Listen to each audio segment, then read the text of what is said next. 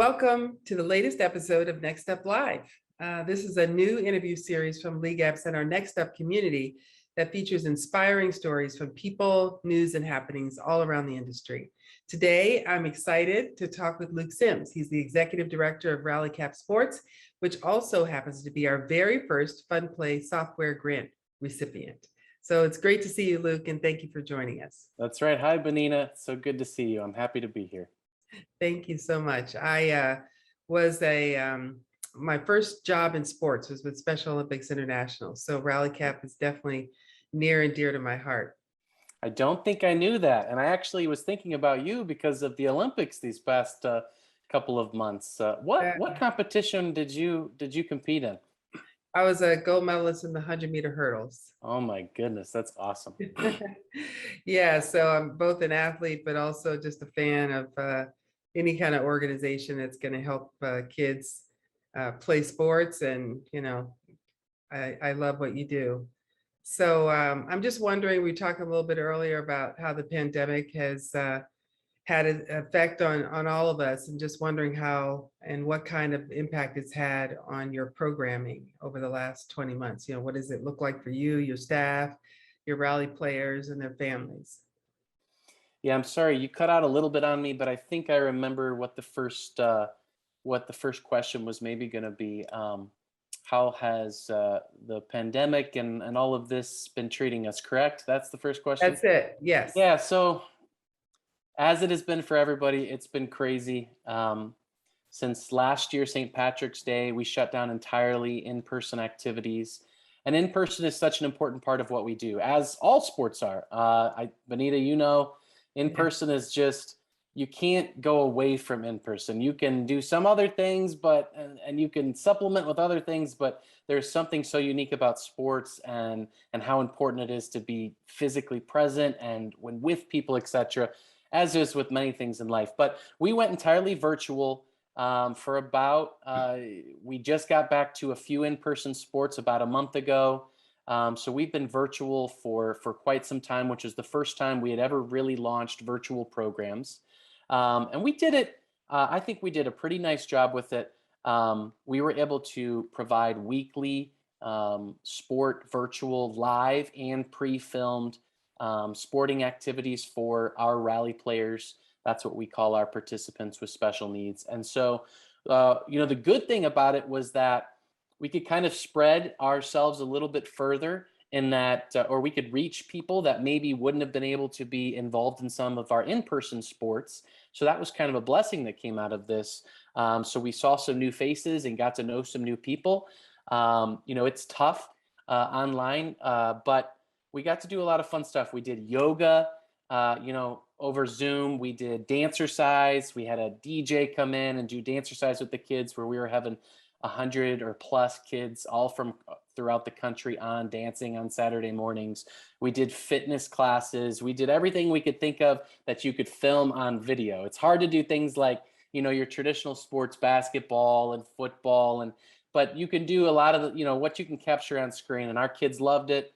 And we tried to add all sorts of cool stuff too. Like we added even just opportunities for our participants to come and hang out and just talk. And that's kind of been a part of this. We want to be there for everybody and give people a chance to kind of say what's going on in their head and deal with how difficult this whole thing has been on everybody. And so that really came out as something that was a lot of fun that we'd never done before. Was just a chance to hang out, chit chat about, we asked fun sports questions and just get to know each other a little bit more. And so, you know, those are the beautiful things of technology. But, you know, sports are tough, and we're dying to get back to in person. And obviously we've got some unique scenarios happening now, and we're hoping things get better and better. But we're kicking off here in the fall with many of our colleges and universities going back to full in-person sports. Is there any part of that virtual training that you're going to maintain over time? We were just talking about that with our team, and we thought it would be very silly to just kind of go all the way away from it, because we found so many benefits from it. Right. Especially in the special needs community, there are some people that physically it's really hard for them to get to our sports. whether that's because of a severe disability, or whether that's because of family situations. And so the ability to offer right there at their living room or wherever they are, the Yeah. chance to be a part of the community, get moving a little bit. How important is it just to move for 30 minutes a day? So yes, we're going to keep moving with a lot of that. We already have stuff scheduled for national virtual stuff. And we'll definitely keep League Apps in tune with that, because we got a lot of cool stuff coming. Good, good. The Paralympics are taking place in Tokyo. How do you think that, brands and sponsors can better drive sustained year-round support for young athletes with special needs? Particularly now when the Paralympics are front and center, we have a lot of attention on this, but when they're not front and center, what do you think that brands and sponsors can do to continue that support? Great question, Benita. Obviously, the Olympics is on our mind, and we're so happy when people with special needs get on TV and get to be a part of our community and nationally recognized and whatnot. We don't personally, or RallyCap doesn't have any nationally, recognized or filmed events and such. So, but our philosophy has always been we're super focused on the grassroots local organization. So to answer your question, how could we keep the spotlight on people with special needs, on the special needs community? I believe it's companies, it's communities, it's cities focusing on the grassroots programs, the little league programs, the basketball programs, the football programs, and ensuring that, not only do I have a phenomenal little league system down the road that supports the community of people without disabilities, or but also supports that community of people with special needs. And we've tried to make that a huge part of what we accomplish. So we're always going to those groups and ensuring that they have equal opportunity in these areas, and trying to help provide equal opportunity. If we can help, provide sports equipment, that's an excellent thing that companies and groups can get behind. If we can help a local little league have the proper sports equipment so that everybody can play, that can help make it more accessible for that little league. Because maybe that's why they're not doing it. Maybe maybe they're not working hard enough, or maybe they just don't have the equipment or the money to support a special needs separate group. And so I think to keep the spotlight, to keep everybody feel engaged, we got to really buy into the community engagement. That's the beauty of sports, in my opinion, is you got your little league field down the road, you got Friday night football in your high school. But those are the wonderful things of sports that I was involved in. I'm sure you were too, Benita. Absolutely. And if we have to represent people with special needs. The thought of having, a bunch of community members out to watch a little league game with kids with special needs under the lights during baseball season, or a flag football game under the lights. We got to find ways to make it to assimilate people with special needs directly into the community and make everything accessible. So that's what we fight to do it better, integrating That's right. two, because that way people without special needs get access to and get exposed to the beauty of sport for everyone. Right. Exactly. One of our longest standing programs in the Middletown, New Jersey area is launching flag football here in 2 weekends. And the entire Red Bank Central Catholic School, a really good, powerful football program and school in the Red Bank community of New Jersey, is running a football program for kids with special needs in that area. There'll be about 50 to 75 kids. And so that's going to run alongside their normal football season. It's going to be on Saturday. They play on Friday nights normally, and Saturday mornings, their entire team's going to be out with us, with the community. And so and they're going to be one-on-one with our kids. So we got to do more of that. And we got to find people who will support more of that. I believe that is truly how we work better together and make sure everybody has a chance to play sports. Absolutely. Well, you have localized communities at nearly 20 colleges and universities. And so just wondering how the expansion is going, and are there any new chapters or communities on the horizon for RallyCap? Yeah, so obviously the pandemic has been difficult. and we weren't able to do in-person sports at a lot of our universities. And we're hoping to get back here. There's been a lot of planning over the last several months. We do have a couple of expansions happening this fall. Monmouth University is one that comes to mind, and we're super excited to get there. We've got a young lady over at Monmouth that is really passionate about bringing it to Monmouth, and we're super excited about that. We've got some other younger chapters that are kind of finally getting a chance to kick off for the first time. Like we're at Cornell and Ithaca. We have a combined chapter up there where Cornell students and Ithaca college students work together to put it on in the Ithaca community. So we've got some cool stuff. We're kind of got our foot not fully down on the pedal yet. We want to get our chapters back up and running that we currently are at. And as we start to focus and hope, our strategic plan is to bring a few colleges and universities on board toward the end of fall and hopefully kick off in the spring semester, assuming and hoping that, you know, all things with the pandemic and all other things are kind of headed in the right direction. So we're kind of taking it step by step, but we're excited to get back just to in person, and we've been planning a lot to try to make a lot of that stuff happen. So of those 20 plus chapters that you have in the campus, on campuses around the country, is there one that really stands out, that's doing really great work, it's inspiring and growing and doing a great job? Yeah, that's a great question. So we just had a really cool beach volleyball program, one of the first sports back in the area, in central New Jersey, on the coast of New Jersey. We were in Bradley Beach, and that program has only been around a couple of years, and I'm super duper inspired by the couple of young ladies who have stepped up to run the program.